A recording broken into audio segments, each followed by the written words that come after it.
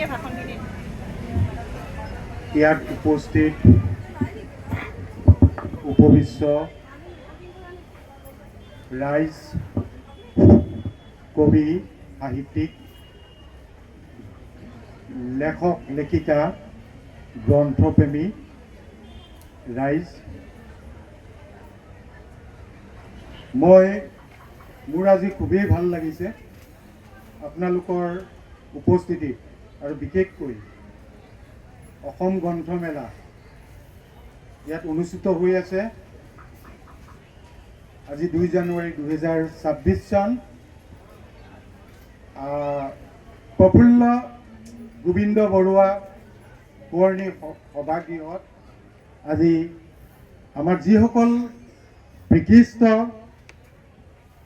কবি, সাহিত্যিক, আমাৰ